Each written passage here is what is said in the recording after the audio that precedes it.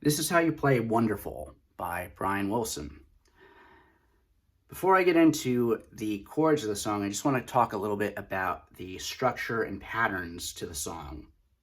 The song is basically just a series of verses. There is an A verse and there's a B verse. Once you've learned those two verses, you've pretty much learned the entire song, minus the short little interlude,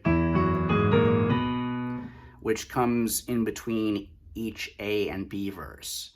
And I should point out also, this is going to be the SMiLE version of Wonderful. It is not the SMiLE version of Wonderful. But yes, so once you've learned those two verses and the short little interlude that I just played, you've pretty much learned the entire song. So I'm going to walk you through how to play Wonderful and how to play each verse. The other thing I want to point out before I do so is the rhythmic pattern of the song. So, like a lot of Brian Wilson songs, your left hand's mostly going to be playing single notes in the left hand, and your right hand is going to play full chords. But for this song, your right hand is entirely playing broken chords. So rather than this, it's... And get used to that pattern because, like I just said, it's throughout the entire song. And it syncs with what your left hand is playing, of course.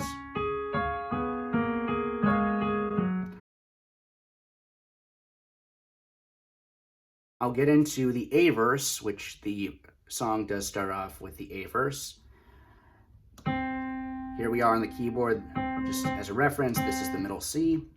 Your left hand, to start out with, is going to play a D flat, and your right hand is going to play this chord. This chord is A flat, D flat, F. So for this beginning portion, you almost want to think of it in terms of beats. 1, 2, 3, 4. When you hit that fourth beat in the right hand, which is, you're going to go back to that A flat, that is when you're going to hit the next bass note, which is B. And after you hit the B, you're going to immediately press the B flat, and that's going to start off this second cycle of the right hand playing this chord. So the right hand plays this chord twice. So just like that.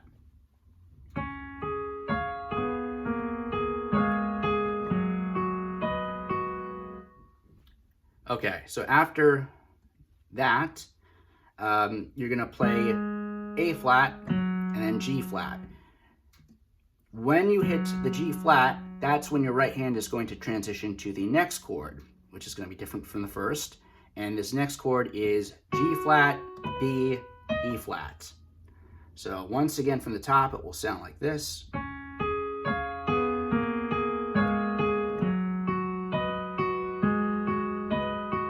Just like you repeated the first chord in the right hand twice, you're also going to repeat the second chord in the right hand twice. And for the second chord, or sorry, the second instance of the second chord, excuse me, you're going to play A flat for that second instance. So once again from the top.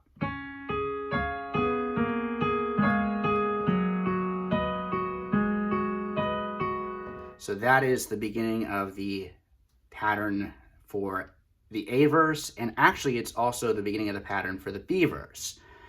The thing about the A verse and the B verse is they're going to share this same beginning pattern, and we're not quite done with this pattern just yet. I'll let you know when we're done with it. But just note that most of the A verse and the B verse share this beginning section in common with each other. Like, you know, it's common to both.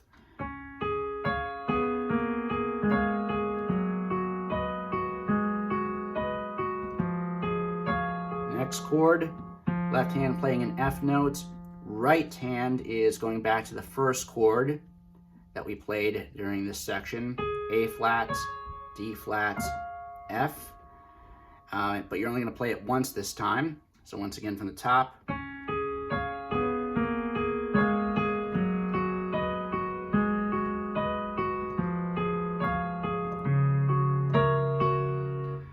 Next chord, left hand, you're playing a low D flat, Right hand, you are playing G flat, B flat, D flat, E. So once again from the top.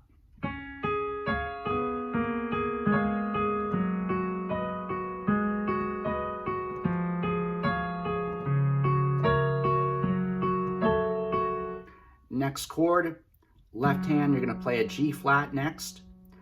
Right hand, you're playing the exact same notes as the previous chord, except instead of a B flat, you're going to drop whatever finger you're using. In my case, I'm using my index finger to hit the B flat, and you're going to drop it down to hit an A. So that's literally the only difference with the A hand, or sorry, the chord in the right hand, excuse me.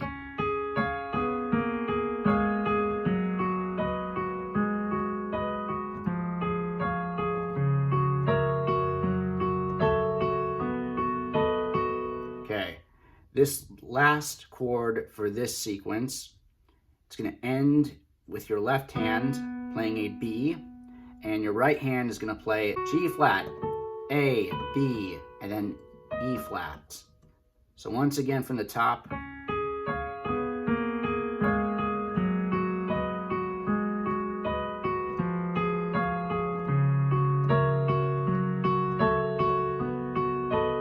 There we go. So that's the end of the sequence that the A verses and the B verses have in common with each other. So from this point on, what I'm about to play is unique to the A verses. Okay? So just keep that in mind. But, again, getting the pattern that I just played down pat, that is going to help, if you can get that sounding good, you've got the song pretty much covered. It's only a matter of time before, you get to playing this perfectly, pretty much. I'll start again from the top just to show one more time, and then I'll transition into playing and explaining what the A-verse unique chords are that come afterwards.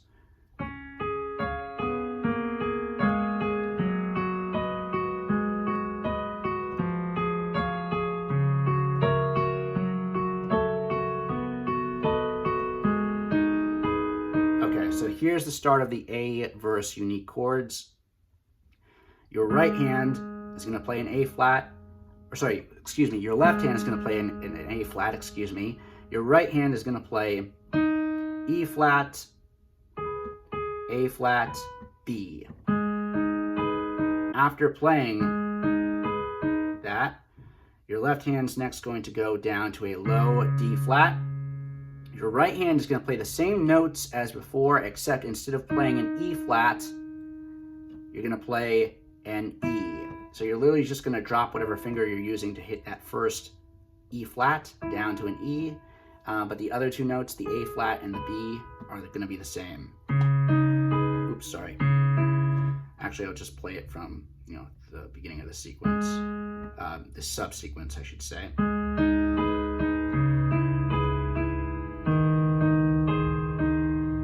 Okay, so now we've reached the end of the A section with this next couple of these next couple of chords. You're going to end the A section off like this. In your right hand, I keep saying your right hand. In your left hand, you're playing E flat, and in your right hand, you're playing E flat, A flat, C. The other chord you're playing, and you're alternating between these two chords, your left hand's going to play an F, your right hand's playing F, A flat, D flat.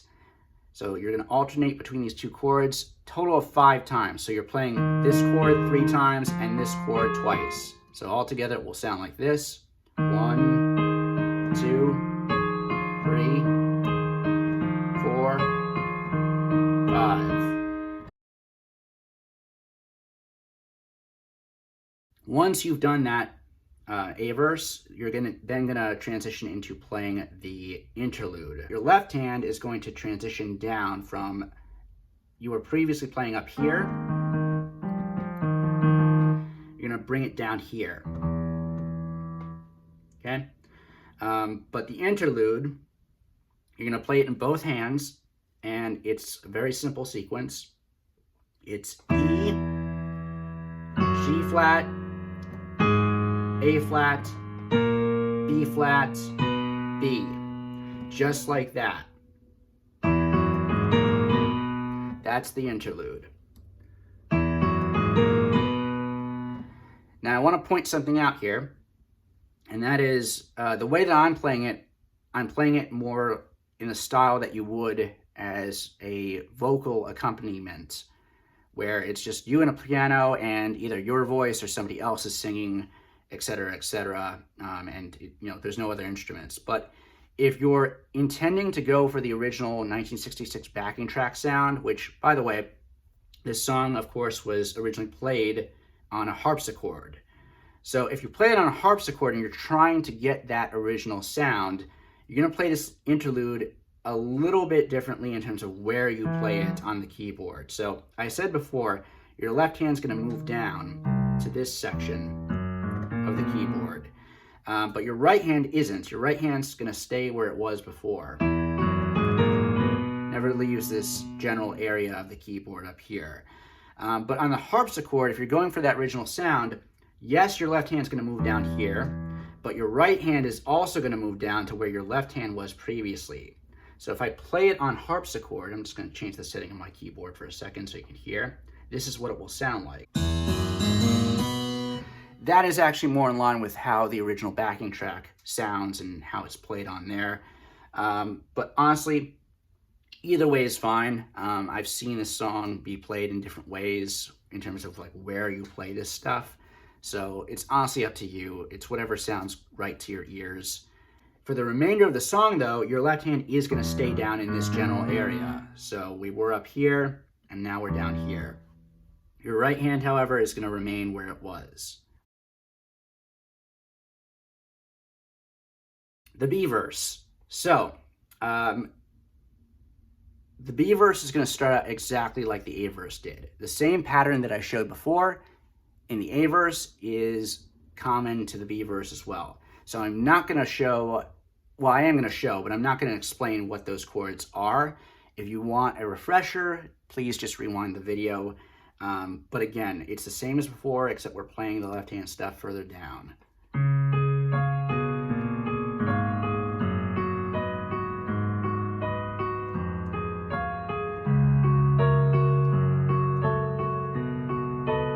Okay, so that's the pattern from before, and again, common to both A and B verses. This is where the B verses start to differentiate between the A verses. Okay? Your left hand's going to play an A flat. Your right hand is going to play an E, A flat, B. Next chord, left hand is playing an F, right hand is playing F, A flat, B, E flat. So from the top of this section of the B verses, excuse me.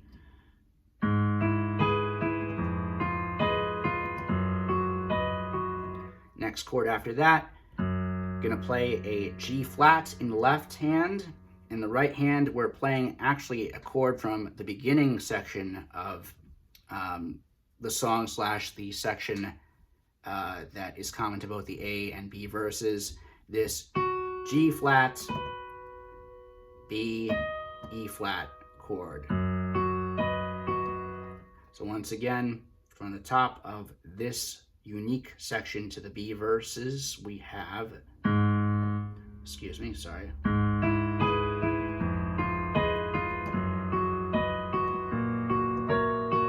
So after that, B flat in the left hand. The right hand is going to be playing G flat, B flat, D flat, E. So overall, once again, from the top of this B verse specific sequence, we have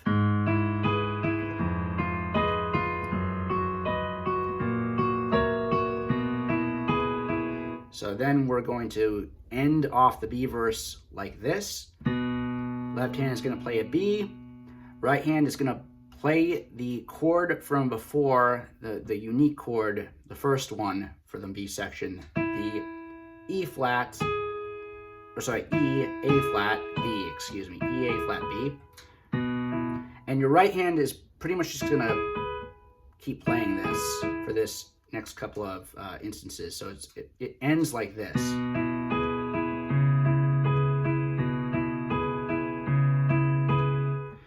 Okay, so you play that 4 times basically, and you're alternating between B and D flat in your left hand, but your right hand is just gonna play the same chord as before, and just repeat it. So.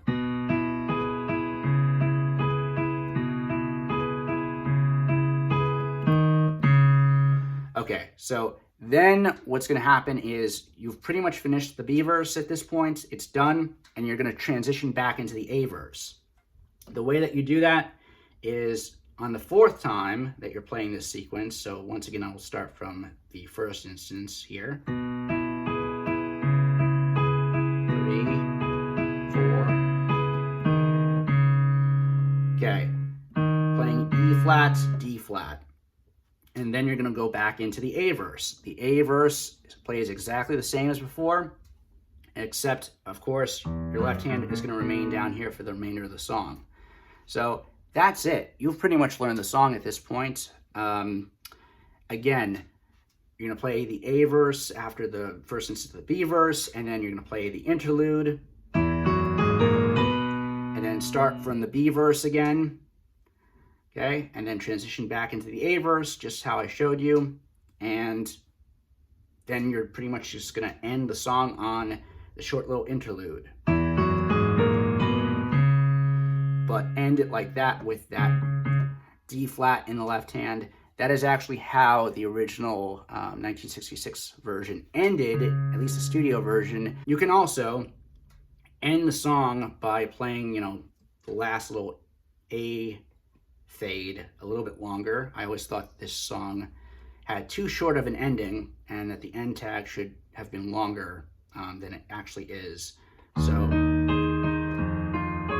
3, 4, 5. So you're supposed to end at 5, but honestly, sometimes I'll just keep it going because honestly, at this point in the song, you're kind of in heaven listening to this, and it's just bliss. So keeping that going for as long as possible is just something I like to do, but technically it is supposed to end at 5, just like all the other instances of the ending of the A verse. So that's it. Thank